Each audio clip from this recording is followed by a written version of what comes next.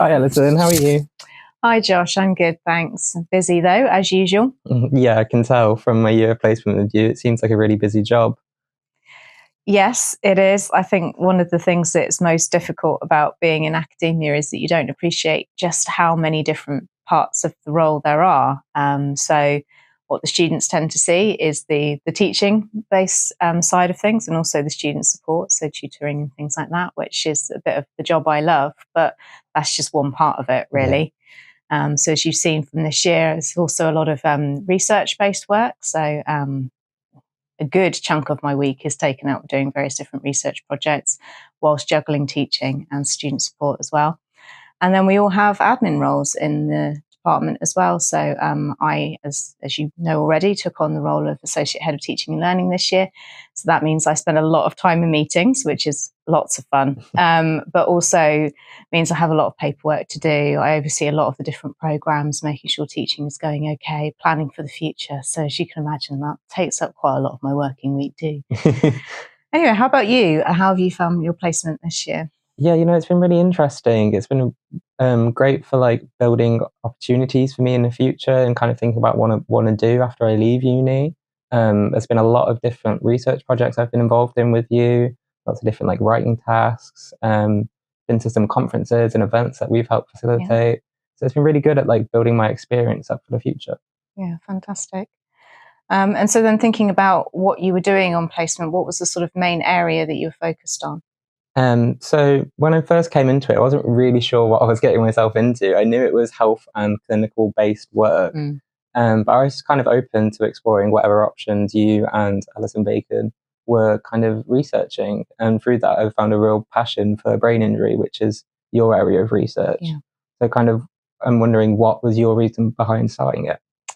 So I got into the area of brain injury actually for personal reasons originally. So when I was about 12 years old, my brother had a road traffic accident and had a really quite severe brain injury. So I grew up with living with someone with a brain injury, seeing how that unfolded for him and for us as a family, which led me to be really interested in psychology generally. And when I then was doing my master's, I was given the opportunity to do some research in the field.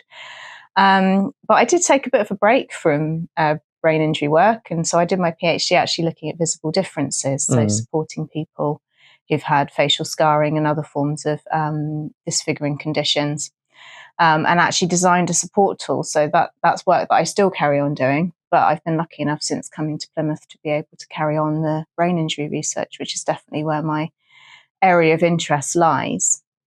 I think one of the things that I really love about being an academic, and certainly this is true, I think, of all of the staff in the department, is how a lot of us are at the cutting edge of research, which means we're able to then guide the teaching that we give to students around the latest research findings that we're doing. So it really helps to inform our teaching.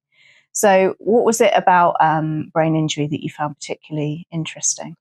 From hearing the personal experiences and kind of looking through the research, it's clearly such a misunderstood area, and there's so many aspects of it that aren't really talked about, but also not addressed in health research and kind of how health professionals actually know how to deal with it. Like the awareness just isn't really there. And for a condition that affects so many people, so much more work needs to be put into it. So yeah, trying to do my bit for it is kind of what's really been pushing me through. Yeah, that's great. Yeah, certainly a very under-researched area. Yeah. So you're doing a degree in psychology, and you're on the MPsych program. What was it that made you interested in studying psychology? Well, it was always a subject I was best at in school because I was lucky enough to have a GCSE and A level. But I've just always been interested in how people kind of tick in one way or another, and just kind of any research in that sort of area is just something that I was kind of like, yeah. Was there anything that you have found particularly challenging about studying psychology? For me at school, definitely not. But when I came here, because of how broad it is kind of scary when you're sat there in a lecture sometimes. So it's kind of like you're discovering a whole new world every couple of weeks in a new area of research. And it kind of pulls and pushes you in different ways and kind of challenges what you think you would have done. Like a lot of people kind of come to Plymouth or do psychology and just kind of expect to be straight into a clinical psychology role. Yeah. But that's like just one of like 100 1,000 different opportunities you can have with it. Mm-hmm. And what about things like stats? Because I know a lot of the students struggle with stats. You know, I don't find it too bad, but it's definitely not what you think about when you think of psychology, just kind of sitting there in front of your computer trying to put code in. Yeah, certainly I think stats is one of the things that I find most difficult to teach because students struggle with it so much. I think for me, one of the things that I always found very challenging about psychology is, as you say, is how broad the area is. So I feel very confident with certain areas of psychology. I can teach most areas of psychology, but you have to have such a broad knowledge base. There's so many things to know. Even things like the neuroanatomy is a whole biology degree on its own right. So yeah, I found that very, very challenging. But we've got a very supportive department here. So anything that I don't know, I can tend to ask my colleagues for advice and support on. What was it that brought you to Plymouth? So for me, it was just kind of getting far away from home, just going somewhere a bit different. And it kind of, from the open days that I came to, it was such a research-focused area. It just seemed a lot more proactive, and you could kind of just get involved in more projects more easily. So you can book out the office hours to talk to members of staff if you have any questions, and it's not just sitting in a lecture theatre all day. But why did you come here? Well, so I mean, my husband owns a farm in Somerset, as I think we've talked about occasionally.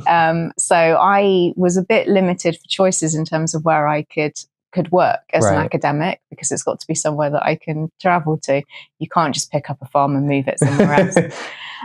So I had universities in the Southwest. I have worked at other universities in the Southwest who I won't name, and didn't necessarily find them the most supportive of environments to work in. I came to Plymouth on a short-term contract, really to see what it was like and whether or not I would fit here, and have loved it ever since. Found it a really supportive environment to work in, and was lucky enough to get my contract renewed, and I've been here for more years than I probably care to mention. So you're on the MPsych course, so you've still got another couple of years with us yet. But when you do come to leave Plymouth, what do you think you'll miss about the place? Definitely kind of the atmosphere and the student life of it all. I haven't been in any societies, but I've still made so many different friends. And even if they're in a society, I kind of become friends with them. And obviously some of my friends are leaving this year or next year.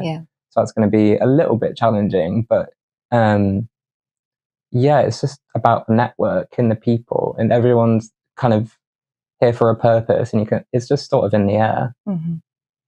It's strange, isn't it? Because it's such a short period of time that you're here at the university. And certainly I found that I developed some of the closest friendships that I have through my time at university. Oh, absolutely. Compared to school, where you kind of, everyone and everyone's business in one way or another. It's 3 to 4 years of your life that just fly by.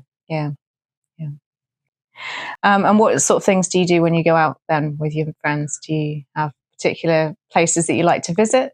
Well, apart from the student union bar on a Friday or Saturday night, we just kind of go.